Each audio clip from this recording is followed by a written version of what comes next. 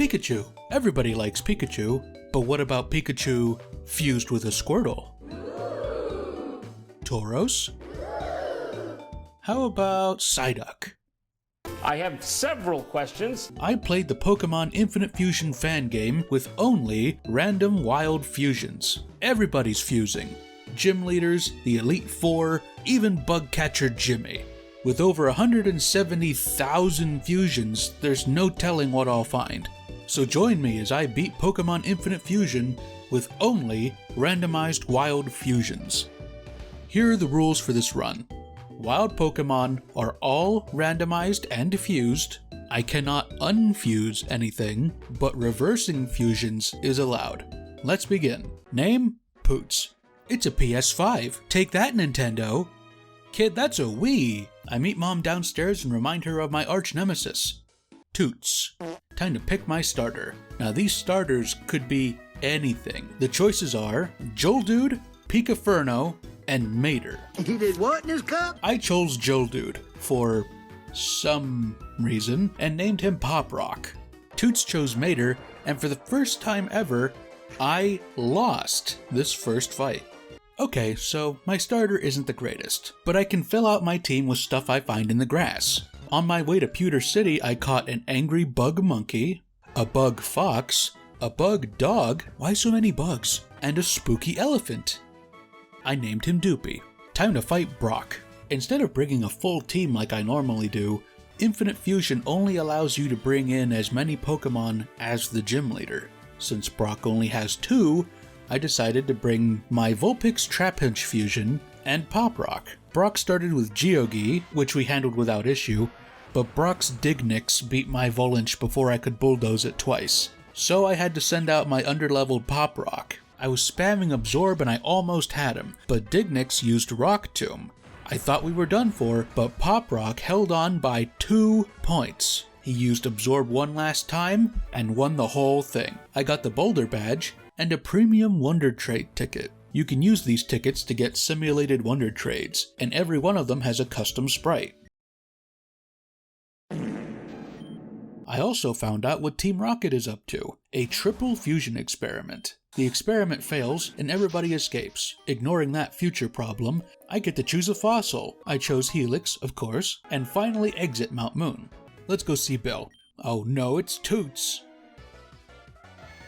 What the hell? Okay, I trained up some other Pokemon, like Beefy and Shalinx. All Toots Pokemon were in the teens. Mater became the master. Master! And it knows Rollout? I thought I was toast. But when I pulled Pop Rock out for a final stand, I realized he had Rollout too. And to my amazement, Pop Rock was faster. We beat Master, along with Toots' Abra, and squeaked out a win. Hey Bill, what's going on? I'm something of a scientist myself. Being a furry wasn't enough?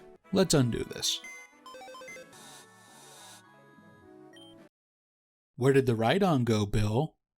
Where is it, Bill? Where did it go? He gave me his SSN ticket. Now all I have to do is face Misty. Why is Jigglydean so smug? It doesn't matter. Beefy beat it. Her other Pokemon's a level 22 Odd-U, and Beefy beat that too. Misty was actually pretty easy. After taking the underground tunnel, we reach Vermilion City, but I can't go straight to the gym because of a shrub. Imagine you're running a business, but no one can get inside your building because there's a bush in the way. Poots! Oh no, it's Toots again.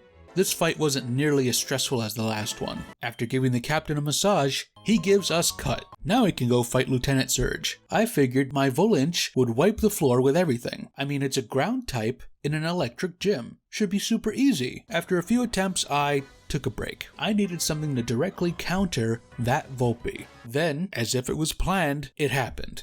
A grass ground type just for me. I leveled him up a few times, evolved him, and returned to the gym. Volpe, one shot. Piccolette, easy. Rybuzz, child's play. Praise the sun. When I finally reached Lavender Town, I started climbing Pokemon Tower. Oh, I got stopped by Toots again. Dude, stop following me. You didn't even fuse that Gyarados. What are you doing? After beating Toots again, we see Team Rocket take away Mr. Fuji. But for me to continue up the tower, I need the Sylph Scope. so it's time to run to Celadon City. After a brief tour of the city, I look for the gym, only to find Erica hanging out by a sewer grate. I swear if she tells me I'm gonna float too, this video's over. Team Rocket is up to something in the sewers, so of course, we have to go look.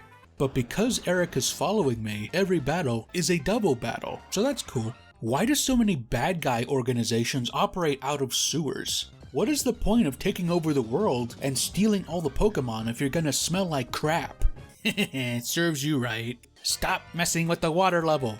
No, I don't think I will. Don't hang out in a sewer. Whoa! This is the first mythical fusion I've seen. A Growlithe fused with a Deoxys. I hope it's good. A few battles later and we find the boss man himself, Giovanni. He had some pretty cool fusions, but between Contra's Bubble Beam and Praise the Sun's Giga Drain, we pulled through just fine.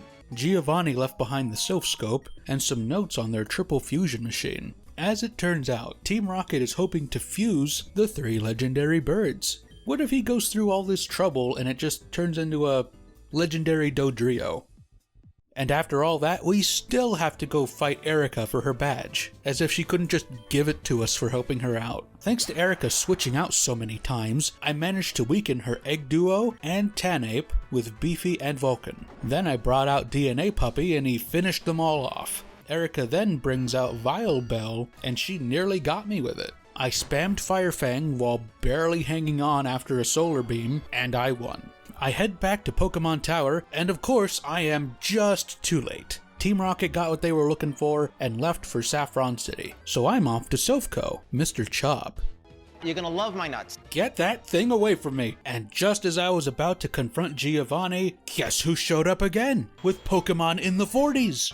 I really didn't think I was gonna make it through this, since everything I had was in the 30s, and Toots had some really powerful fusions to work with. However, I was just able to squeak out another win with a pretty risky maneuver. I used all of my guys, leaving DNA Doggo as my closer. When I realized he wasn't gonna be enough, I started reviving specific mons just for the type advantages. If I had just accepted defeat and leveled up a little, this wouldn't have been a problem, but it worked. Thankfully, he healed my team before we battled Giovanni together. It turns out Giovanni is having Master Balls mass-produced in order to catch the legendaries. But eventually, we beat him. He just couldn't withstand the power of Poots and Toots. It was at this point I realized I might have done things a little out of order. So I left for Fuchsia City. I also realized around this time that there were so many more custom sprites for this game, but I didn't have a whole lot of them. And there was no way I was gonna let Doopy go around looking like this. So I joined the Discord and got a few thousand more custom sprites. That's better. Arriving in town, I immediately head for the gym, and I forgot about the invisible walls! My Arcanine Deoxys once again saved the day, with a little help from Doopy at the very last moment. I rewarded myself with a trip to the Safari Zone. With randomizer settings, this place is a paradise for rare finds, and wouldn't you know it, I found some, like this Magichamp. Or this Magikarp Grovyle. I took him, leveled him up, and named him Glorft. Bonus points to anyone who gets that reference. You are no match for the Glorft! Time to fight Sabrina. And I forgot to hit record for this fight, but Glorft dominated despite only being level 36. Between Glorft and Doopy, I won the Marsh Badge. Time to head for Cinnabar Island. But before I can challenge Blaine, I need to go stop Team Rocket.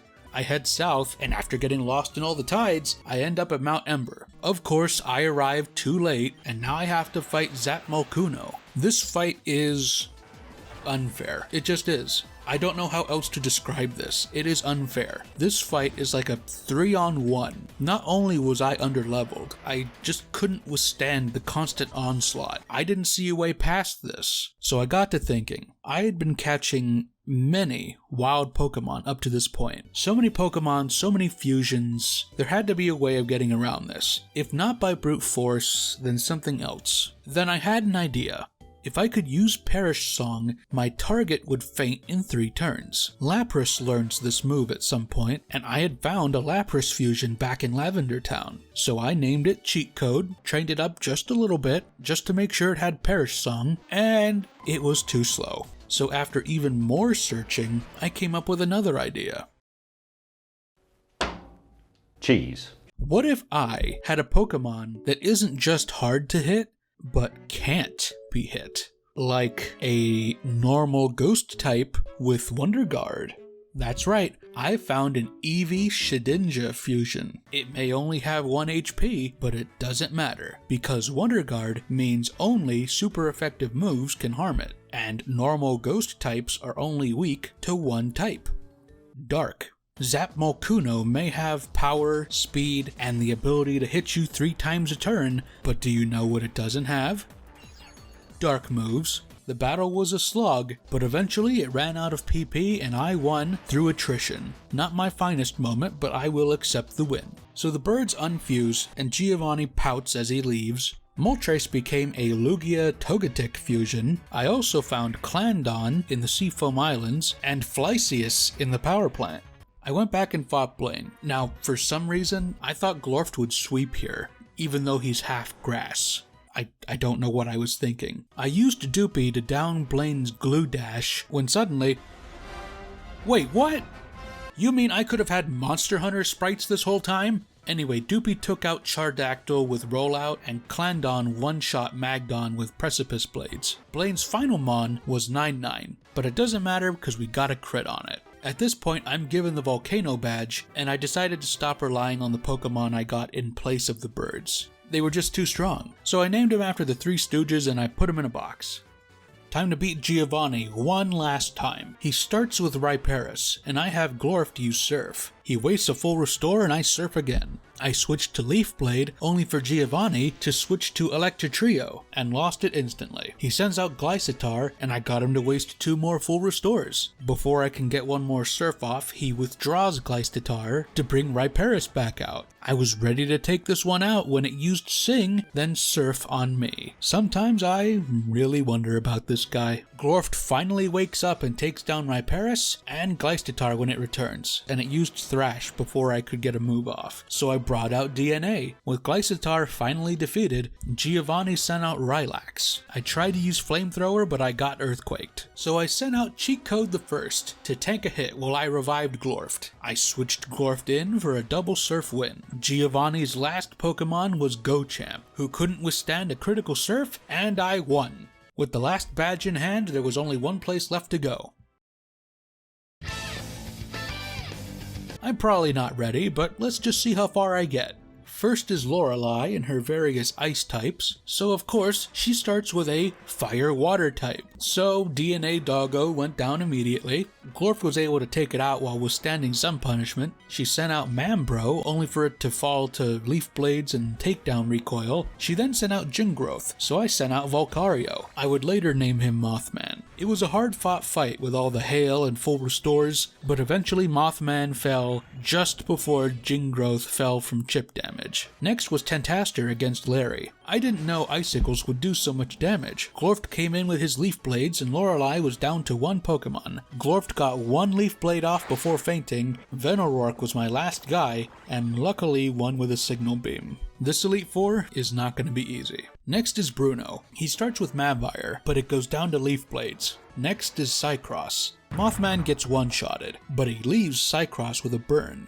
Not that it matters, but Bruno starts spamming full restores as Picolix tries to do damage. It was at this point I realized he wasn't a very good choice for the Elite Four, but hey, we're here now, so too bad. Picolix faints, but DNA Doggo one-shots with a Flamethrower. Maruchan almost went down easy, but I missed a Psychic. Glorft came back with a Surf, and Steedchamp withstood one of them, while almost taking Glorft out. With some luck, I got 2 Surfs off and beat Steedchamp. Magnanix was last, and after it withstood my Surf, I really thought it was over. But it missed, so 1 more Surf and I beat Bruno.